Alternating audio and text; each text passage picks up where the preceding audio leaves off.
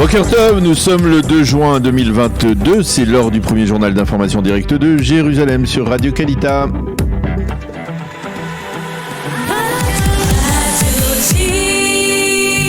Radio J, le journal en direct de nos studios de Jérusalem. À Jérusalem, nous retrouvons notre correspondant Daniel Haïk. Bonjour Daniel, Boker Tov, et nous commençons ce journal par une activité sécuritaire israélienne dans un village arabe palestinien.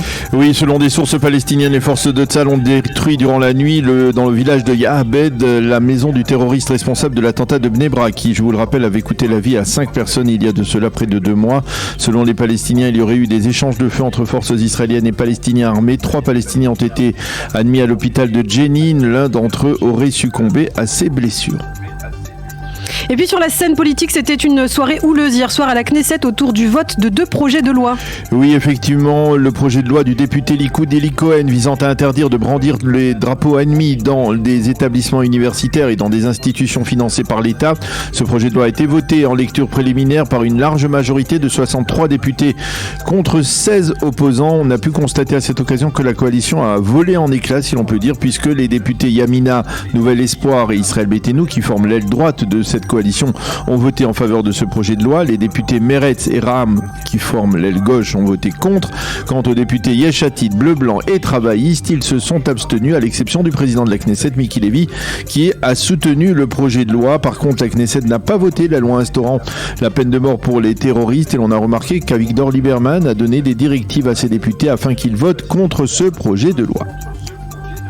Ceci étant, la tension demeure au sein de la coalition face à l'ultimatum lancé hier par le ministre de la Justice, Gideon Sa'ar. Oui, Sa'ar a en effet exprimé hier sa colère face au refus apparent de Raham de voter avec la coalition la semaine prochaine en faveur de la prolongation du décret plaçant l'ensemble des habitants juifs de Judée-Samarie sous l'entière législation israélienne.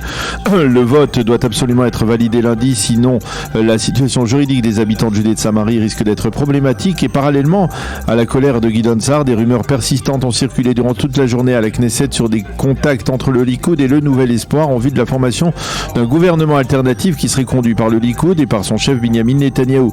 Hier soir, Gideon Sa'ar a démenti l'existence de contacts avec le Likoud, mais il s'est refusé à prendre l'engagement de ne pas siéger aux côtés de Binyamin Netanyahou dans un même gouvernement. Sa'ar a toutefois reconnu que la situation selon laquelle le gouvernement ne parvenait pas à prolonger des décrets comme celui de Judée et Samarie était inacceptable. Selon le ministre, c'est le parti qui refusera de voter une telle prolongation qui sera tenu pour responsable d'avoir fait chuter le gouvernement actuel. De son côté, Mansour Abbas, le leader de Raham, a déclaré hier lors d'une réunion des chefs de la coalition qu'il fera tout son possible pour que ses députés votent la prolongation du décret lundi prochain.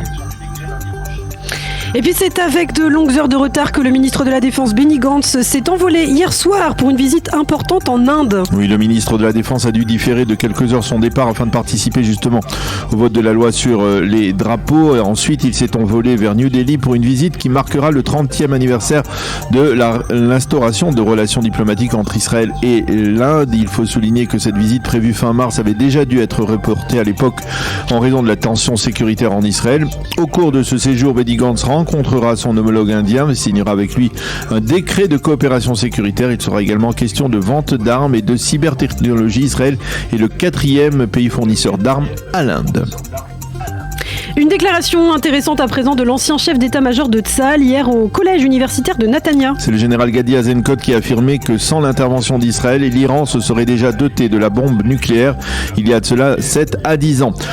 Selon le général Eisenkot, Israël mène actuellement des opérations secrètes pour empêcher Téhéran de se doter de l'arme atomique. Il faut souligner que cet exposé est intervenu en marge des grandes manœuvres militaires de Tzal sur l'île de Chypre et des manœuvres qui pourraient simuler une attaque massive israélienne contre des cibles nucléaires en Iran.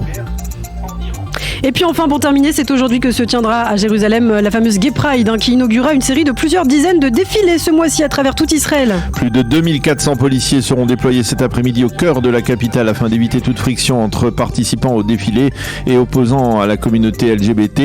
La sécurité a été renforcée après l'envoi de lettres de menaces de mort à des députés et aux organisateurs de cette Gay Pride à Jérusalem. Dans cette lettre de menace, il était écrit « Le sort de Shira Banki vous attend ». Shira Banki, rappelons-le, est une jeune israélienne de 16 ans qui avait été assassinée il y a de cela 7 ans lors de la Gay Pride à Jérusalem par un extrémiste orthodoxe.